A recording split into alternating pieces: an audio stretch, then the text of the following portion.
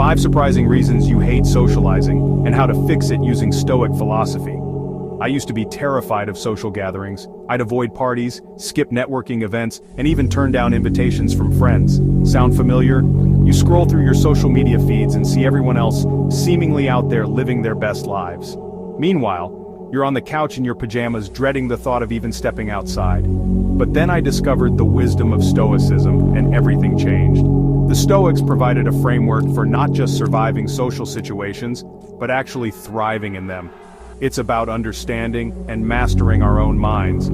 Today, I want to share with you the 5 reasons why I used to hate socializing and how Stoicism helped me overcome them.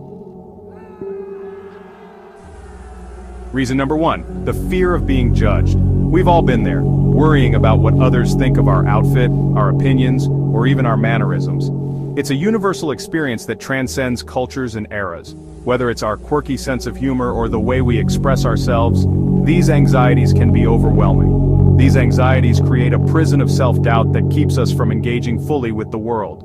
We become trapped in our own minds, second-guessing every move and word. But here's the thing, you can't control what others think, but you can control how you react to their opinions. This shift in perspective can be liberating. Epictetus said, "It's not what happens to you, but how you react to it that matters." This ancient wisdom still holds true today. We spend so much energy trying to control the uncontrollable, other people's thoughts and opinions, when our true power lies in mastering our own responses. This is where our real strength lies. Instead of viewing judgment as something to be feared, we can choose to see it as a neutral force. It doesn't have to define us. Like the weather, it simply exists. It comes and goes, and it doesn't have to affect our inner peace. The Stoics urge us to focus on what we can control, our own thoughts, actions, and values. This is where we should direct our energy. Are you living in accordance with your values? Are you being true to yourself? If yes, then their judgment holds no real power over you. It becomes irrelevant in the grand scheme of things. Most people are too caught up in their own insecurities to be truly focused on judging you. They are dealing with their own fears and doubts. And even if they are judging, so what? Their opinion doesn't define you. Their opinion doesn't diminish your worth. You are valuable just as you are. So take a deep breath and focus on being your awesome self. Embrace the journey of self-discovery and self-acceptance. Embrace your quirks, share your passions, and don't be afraid to let your freak flag fly. Celebrate your uniqueness. The right people will appreciate you for who you are, judgments and all. Surround yourself with those who uplift and support you. Reason number 2, emotional exhaustion. The dreaded burnout. It's that feeling of being completely drained, both mentally and physically, from constantly being on the go. We've all felt it. When socializing starts to feel like a chore rather than something enjoyable, it's as if the very thought of interacting with others becomes overwhelming. You force yourself to attend that networking event, plaster on a smile at the office party, and then collapse on the couch, completely drained. It's a cycle that can be hard to break. We live in a culture that glorifies busyness, equating constant social engagement with success. The more events you attend, the more successful you appear to be. But taking care of yourself is essential. It's not just about physical rest, but also about giving your mind a break. Just like a car needs fuel, we need time to rest and recharge. Without it, we can't function at our best. The Stoics teach us to prioritize our own emotional well-being and set healthy boundaries. They knew the importance of self-care long before it became a modern buzzword. They understood that our energy is a finite resource. Once it's depleted, it takes time to replenish. Remember, you can't pour from an empty cup. If you don't take care of yourself, you won't have anything left to give to others. If you're constantly running on fumes, you won't have anything left to give to others, let alone yourself. It's a recipe for burnout. So, how do we strike a balance? How do we ensure that we are not overextending ourselves? It starts with recognizing your own limits, understanding what you can handle and when you need to take a step back. Are you an introvert who needs plenty of time alone to recharge? Or do you find solace in solitude away from the hustle and bustle? Or an extrovert who thrives in social settings? Knowing your personality type can help you manage your energy better. Once you understand your energy levels, you can start setting boundaries. It's about knowing when to say yes and when to say no. It's okay to say no to invitations. It's not a sign of weakness, but a sign of self-awareness and strength. It's okay to decline that after-work drink. Your well-being should always come first. The people who truly care about you will understand. They will respect your need for space and time to recharge. When you show up feeling refreshed, you're able to be more present and engaged. Your interactions become more meaningful. So the next time you're feeling socially drained, give yourself permission to take a step back. It's not just okay, it's necessary. You'll be amazed at how much more you enjoy socializing when you're not running on empty. Taking care of yourself allows you to truly connect with others. Reason number 3. Lack of meaningful connections. Let's face it, small talk can be draining. How's the weather? Did you see the game last night? We crave deeper conversations, connections that nourish our souls. But meaningful connections don't happen by chance, they require intentionality. We have to be willing to go beyond the surface level, to be vulnerable, to share our true selves.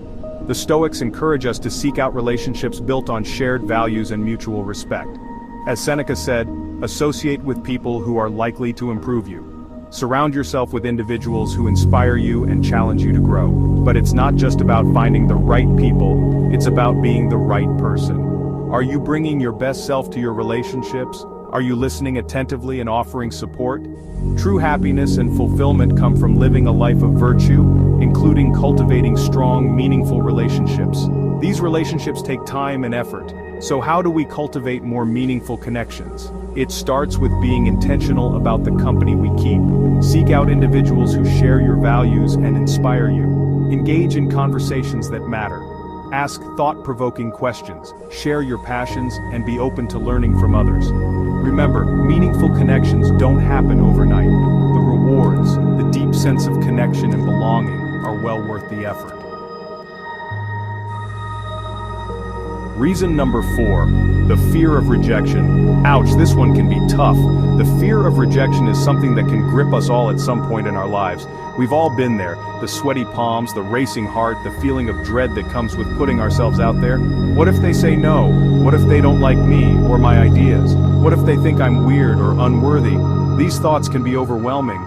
This fear can be paralyzing, making us feel isolated and alone. It keeps us small, safe, and hidden away from the world, preventing us from reaching our full potential. But here's the thing, rejection is not a reflection of your worth as a person. It's merely a part of life.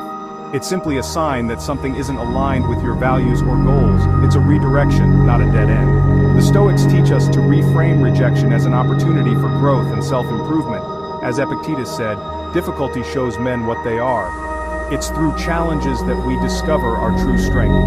It's in these moments of perceived failure that our true character is revealed. We learn, we grow, and we become better. Do we crumble in the face of adversity, or do we rise stronger and more resilient? The choice is ours. The Stoics would tell us that rejection is not the enemy. It's our perception of rejection that holds us back. It's how we interpret it that matters. Instead of viewing it as a personal attack, we can choose to see it as a valuable lesson, a stepping stone to something greater. So, how do we overcome the fear of rejection? It starts with changing our perspective and embracing the lessons it brings. It starts with changing our perspective. By seeing rejection as a neutral event, we can remove its power over us. Instead of viewing rejection as a negative experience, we can choose to see it as a neutral event, a moment of redirection. We can also practice self-compassion. Being kind to ourselves in these moments is crucial. Rejection can be painful, and it's okay to acknowledge that pain. It's a natural human emotion. But instead of beating ourselves up, let's treat ourselves with kindness and understanding. We deserve it. So, don't be afraid to take risks and put yourself out there. You never know what amazing opportunities might come your way. Embrace the journey. Reason number 5, the desire for solitude. The joy of alone time. In a world that constantly demands our attention, it's easy to feel guilty for craving solitude. We're told to network, to socialize, to put ourselves out there. But what if our souls crave something different? What if our minds need space to breathe, to reflect, to recharge? We find solace in quiet moments, in introspection, in the company of our own thoughts. And that's totally okay. The Stoics value solitude as a means of self-reflection and personal growth. They understood that in the quiet of our own minds, we're able to connect with our deepest selves. As Marcus Aurelius wrote, "The universe is change, our life is what our thoughts make it. Our thoughts, our inner world, have the power to shape our reality." But solitude isn't about isolating ourselves from the world, it's about creating space for introspection, for self-discovery. So how do we embrace solitude in a world that often seems to discourage it? It starts with giving ourselves permission to disconnect. Turn off your phone, step away from the screens, and carve out time for yourself. Embrace activities that nourish your soul, that allow you to tap into your creativity. Remember, solitude is not a luxury, it's a necessity. So don't be afraid to take time for yourself and enjoy the beauty of solitude. If you liked this video, please subscribe to our channel and hit the notification bell to stay updated.